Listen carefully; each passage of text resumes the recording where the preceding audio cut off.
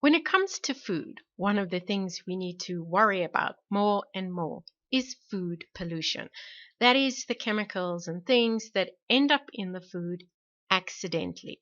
No one officially puts them in our food, but thanks to their presence in the environment, they're there. One class of such pollutants are the persistent organic pollutants, or POPs for short. These chemicals are associated with bad body chemistry. Now, POPs love fat. As organic molecules, these guys gravitate towards fats because, well, like dissolves in like. Now, all creatures, great and small, have fat deposits of one kind or another. And if you eat the fat deposits of a creature, great or small, you end up eating their fat supply and their organic pollutants, which means the greater the number of organisms you're eating, the greater the organic pollutant burden you're consuming. This tendency to pass pollutants up food chains is referred to as bioaccumulation. It makes living at the top of the food chain precarious. Since humans often live at the top of the food chain, it's a very real health concern. Now, we know they're concentrating in animals, so one way to decrease your exposure would be to not eat lots of animal products, or put another way, adopt a low-fat, high-fiber diet. Health gurus recommend this approach, and intuitively this makes perfect sense. But biology does not always obey human logic. Join us for this episode of Better Body Chemistry TV as we look at what you can do to decrease your exposure to POPs. Better Body Chemistry TV is brought to you by Dr. Sandy, a scientist turned gremlin buster, helping you battle sugar gremlins, heifer lumps, and other health horribles through better body chemistry. Remember, small things can make a big difference to your health. Now, several mouse studies have hinted animals eating a high carb, low fat diet actually accumulate more POPs. Go figure. But mice are not humans. So does this pattern hold true for humans? This is what a team of researchers from Korea set out to look at. Now, although on paper this sounds like a pretty easy study to do, it's not. POPs are complicated. They're stored in fat cells, but they don't obediently sit there. They move in and out. One of the biggest drivers of this movement is equilibrium. Basically, the body works at keeping everything in balance. Everything includes POPs. The amount in the circulation is in proportion to the amount in fat cells. So what you did 3 months ago has the potential to impact what is happening today. This makes studying how diet impacts POPs difficult because it's expensive and hard to run long-term studies in humans. Aish. But you can look for patterns. This is the approach our team took. They started off with a big data set that had been collected by the CDC as part of the NHANES study between 1999 and 2004.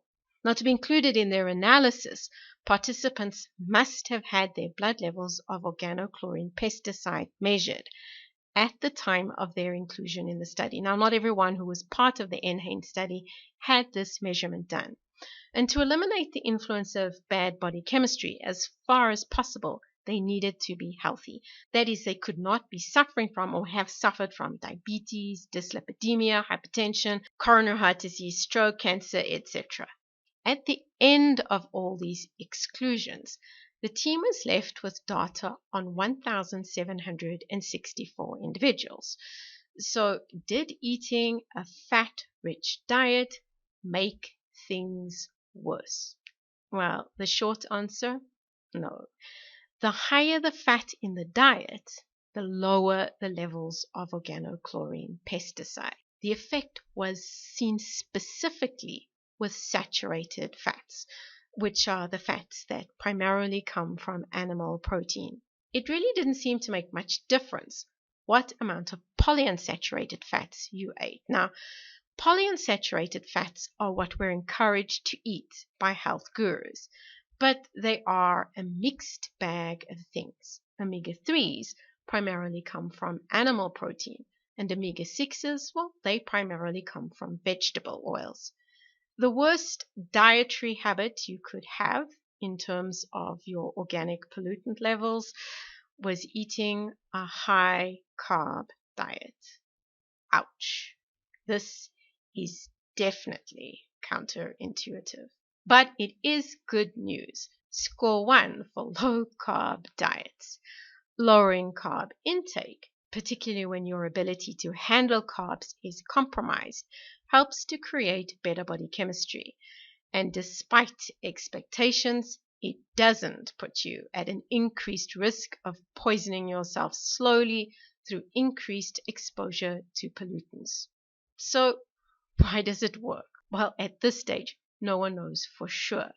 One idea is that the increased consumption of fats causes the release of more bile acids. And since one of the roles of bile acids is to facilitate the elimination of lipid-soluble chemicals from your body, more bile acids potentially mean there is an increase in POP elimination. Maybe it's just a case of better body chemistry. Remember, insulin's job is to put away the groceries. Sugar is the chief grocery he's responsible for. But if you look at the world through insulin's eyes, pretty much everything coming in, with the exception of fat, is a grocery. And he does take his job very seriously. Maybe he sees pops as a grocery. The how is not so important. It's impossible to avoid exposure to pops. They're everywhere. This study corroborates the data seen in mice studies. Adopting a higher fat diet will not slowly poison you through increased exposure to pops. In fact, it does just the opposite.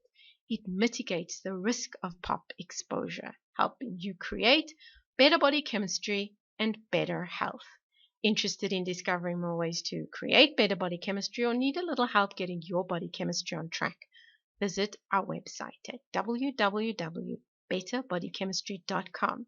Browse our library or enroll in one of our courses or programs. The advice is simple to follow and based on real science, not hype. Know someone who is worried about persistent organic pollutants. Share this video with them so that they realize the body is able to take care of those problematic pops in animal products. And if this is your first time here, be sure to subscribe to our channel so you catch future episodes of Better Body Chemistry TV. Thank you so much for watching, and I'll see you next time. Remember, small things can make a big difference to your health.